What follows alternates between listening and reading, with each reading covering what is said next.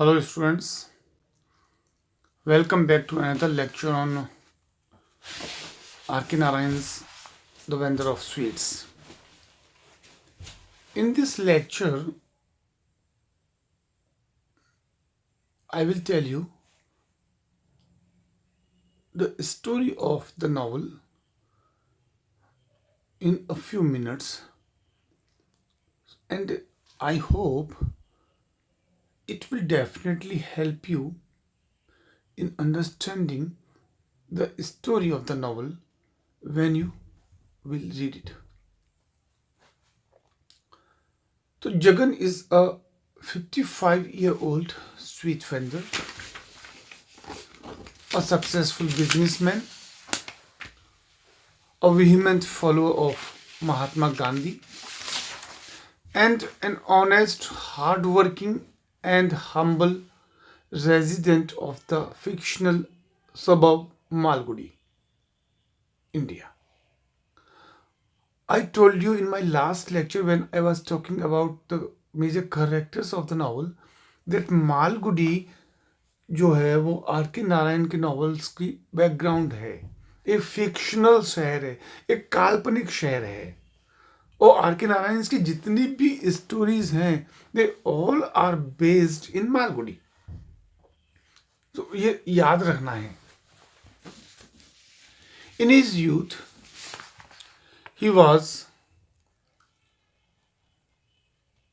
influenced deeply by Mahatma Gandhi and left his studies and his peaceful life to become an active member in India's struggle for freedom from the British Empire.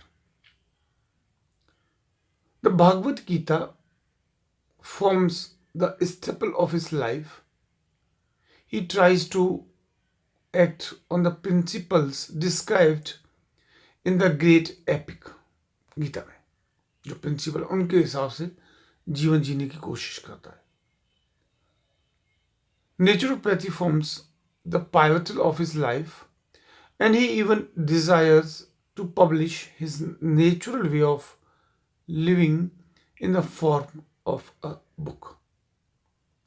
But it becomes obvious that it is a futile dream, as the draft has been gathering dust in the office of the local printer. Natraz, for the last 5 years, कोशिश करता है कि अपनी naturopathy के अपनी बातों को एक बुक फॉर्म में पब्लिश कराने की कोशिश करे, लेकिन प्रिंटर की अंदूल खा रही है 5 साल से.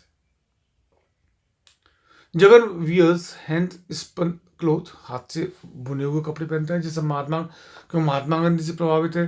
तो महात्मा गांधी जो करते थे, that signifies purity to him,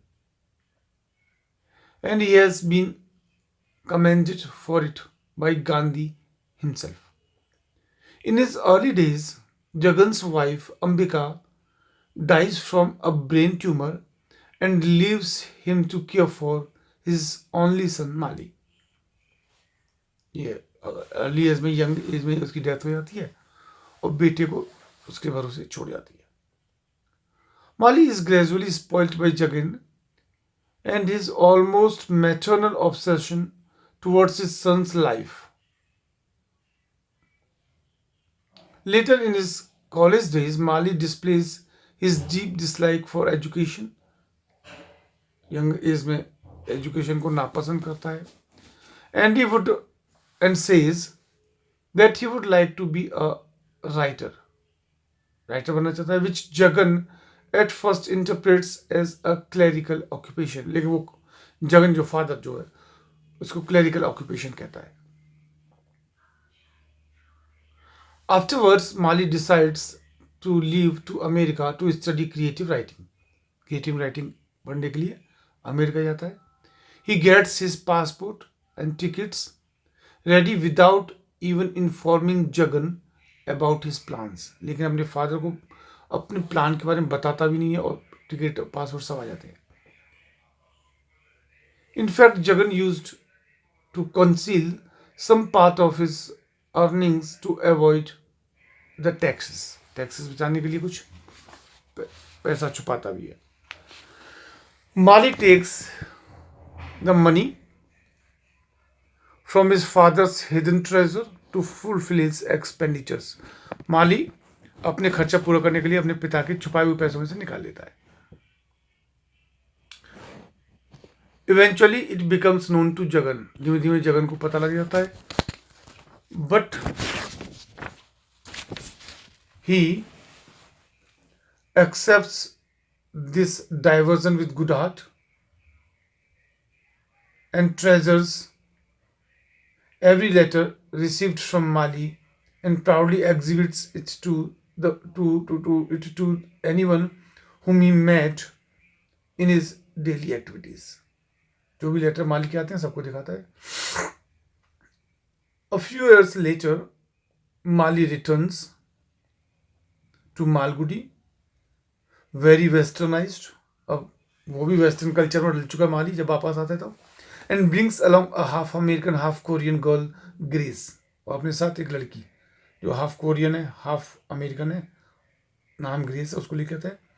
Whom Mali claims to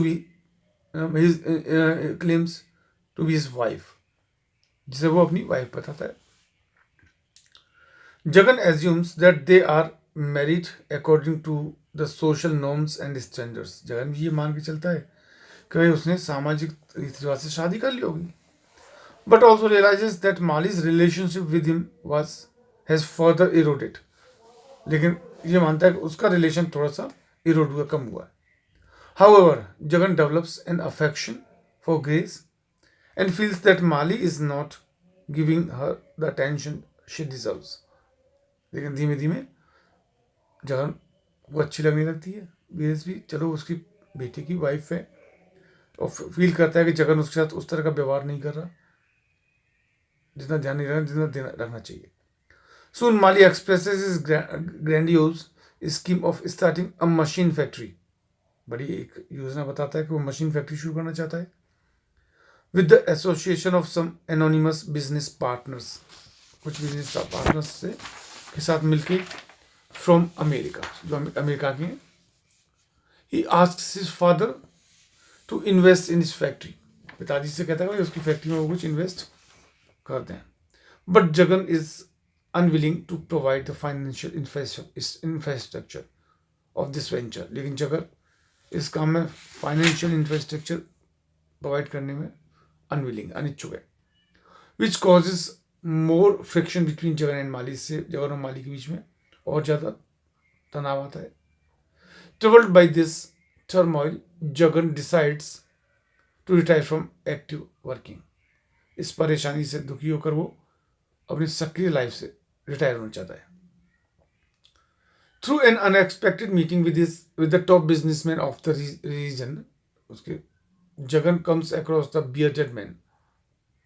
और इसी चक्कर में उसकी उस रीजन के जो बड़े बड़े बिजनेसमैन हैं उनसे मुलाकात होती है और तभी उसकी मुलाकात एक दाढ़ी वाले आदमी से होती है.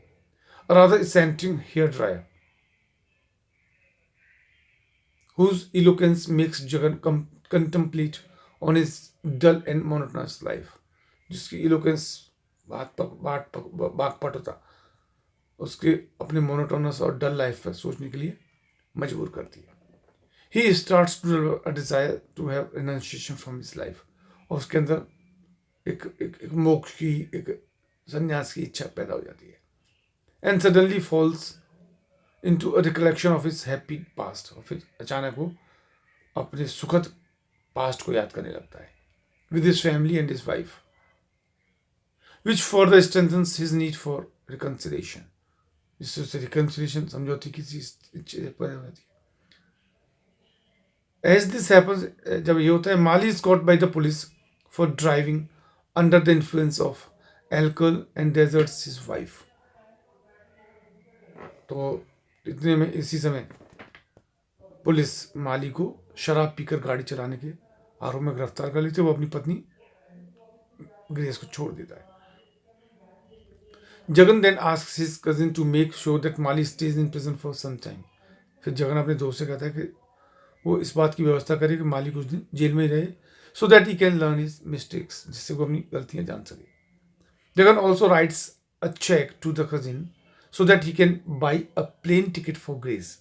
जगन उस अपने कजिन को एक चेक भी देता है जिससे वो ग्रेस के लिए एक टिकट खरीदे, so that she can go back to her motherland, जिससे कि वो अपने देश वापस जा सके. इस तरह की एक स्टोरी है इस नॉवल की. सिंस ऑब्जेक्टिव टाइप है, पेपर एक एक नंबर का है, सो वंस और twice you will have to read the novel, only then you can understand the complete story. Thank you.